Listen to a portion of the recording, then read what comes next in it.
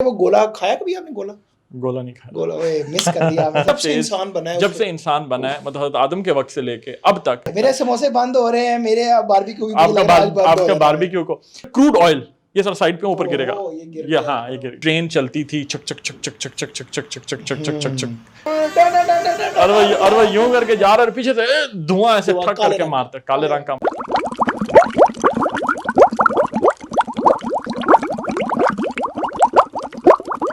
यार ये आजकल क्या गेम हो रही है यार, तो समझ से बालातर हो गई है बात। बच्चे कह रहे हैं एसी चलाओ, ये कौन सा दौर है? मार्च के महीने में एसी, गाड़ी में चला के आता हूँ तो एसी, गर्मी ऐसी है कि क्या भाई, what is this, what is happening? आप मेरी शर्ट से नहीं देखे सब? हाँ मतलब देखे मैंने, समर शर्ट्स। गर्मी हो रही है, गर्मी है हर तरफ। ऐसे दिल कर रहा है कि वो गोला खाया कभी आपने?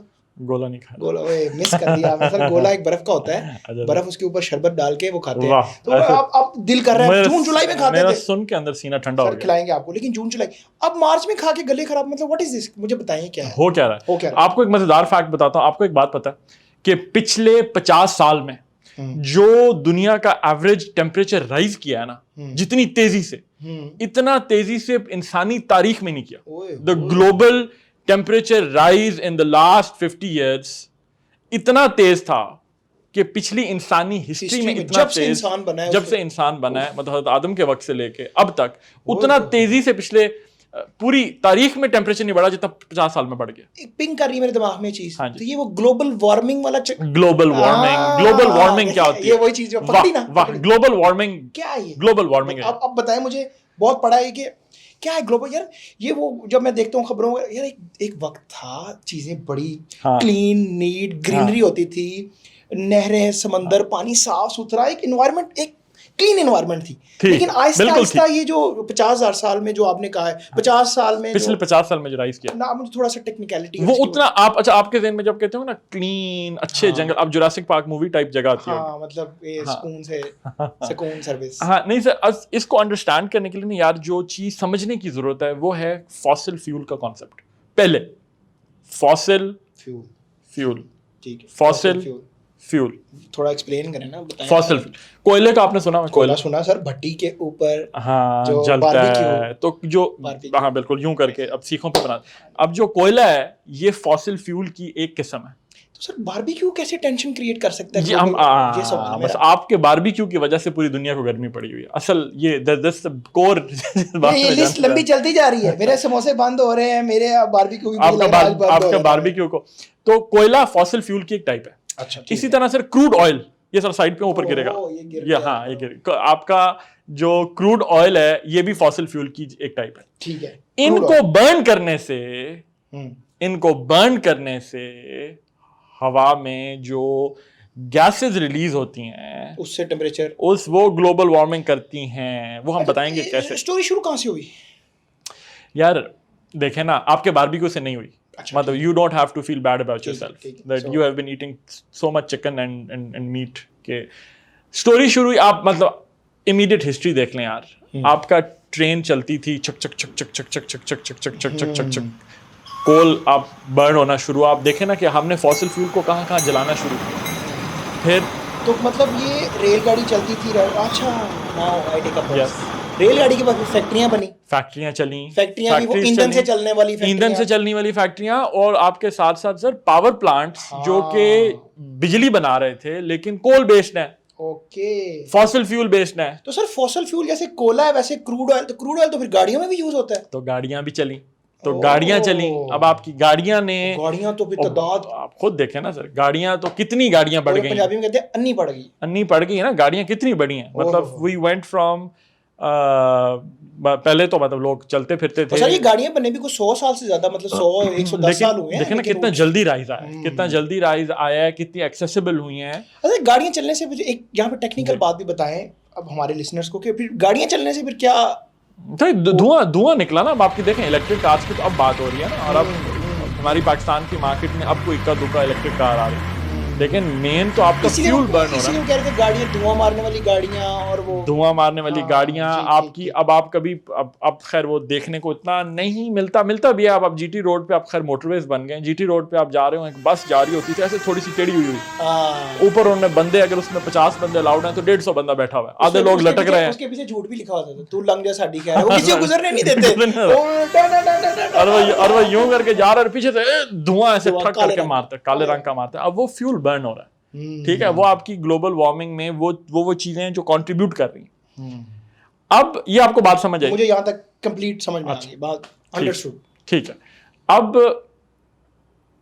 धुआं निकला, ठीक है, कुछ गैसेस हैं जो हवा में गई as a result of burning, ठीक है, उनमें से जो नुमाया जिसकी हम बात करते हैं वो है कार्बन डाइऑक्साइड, ठीक है, CO2, हाँ, मतलब पीरियोडिक टेबल में CO2 carbon dioxide main gas है जो आपकी रिलीज हुई, ठीक हो गया।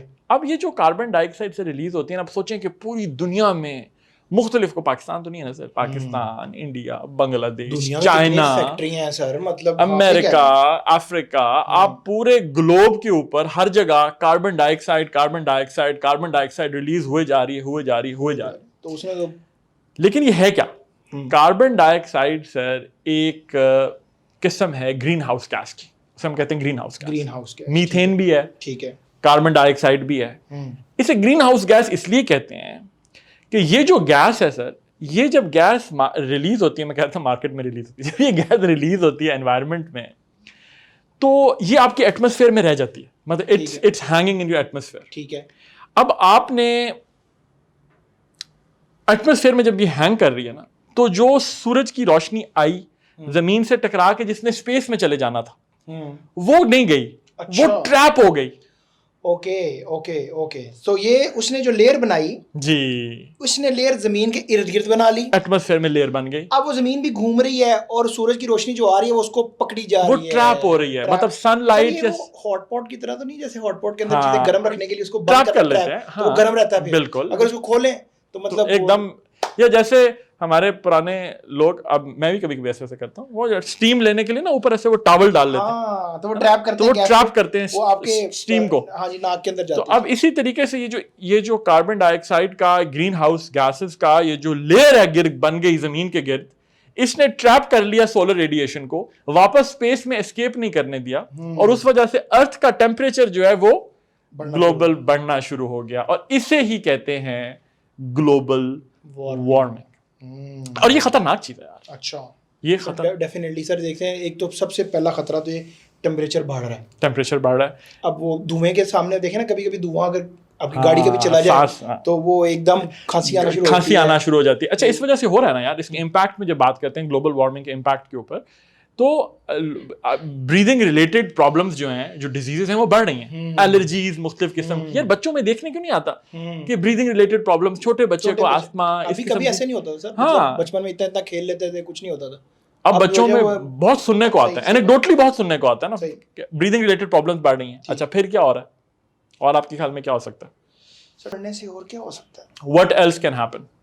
ग्लोब का टेम्परेचर राइज कर गया सर, सोचिए आपका रेफ्रिजरेटर हो, बिजली चली जाए, बंद हो जाए, हाँ जी, उसके जो बर्फ होती है वो पिघलना शुरू हो जाती है। आपने हिट दिया, वाह वाह, रेफ्रिजरेटर आपका बर्फ पिघलने लगे। तो हमारी जो बर्फ हमारे नॉर्थ पोल, साउथ पोल में जमीन के जो बर्फ के बड़े बड़े ग्लेशियर, यहाँ मैं अपनी पुरानी वीडियो रेफर कर दूं, ट्रांसफार्मर जब भड़ास की आवाज आती है, लाइट चली जाती है, और वो वीडियो पड़ी हुई है, ट्रांसफार्मर जब बंद हो जाता है, लाइट चली जाती है, बिजली गई, तो बर्फ पिघलना शुरू हो गया आपकी फ्रिज के अंदर, जिस वजह से आप रात सो नहीं सके थे। ट्रांसफार्मर वाली वीडियो। हाँ। तो आपके ऊपर से जो ग्लेशियर्स हैं वो मेल्ट हो रहे हैं। अच्छा, एक खबर मैंने पिछले अभी थोड़ा सा पहले पढ़ी है कि एक ग्लेशियर जो है पिघलना शुरू हुआ है। अच्छा, और उसका साइज जो है न्यूयॉर्क सिटी से बड़ा है। अच्छा, वाओ, दैट्स बिग, बड़ी खबर थी, दैट्स बिग।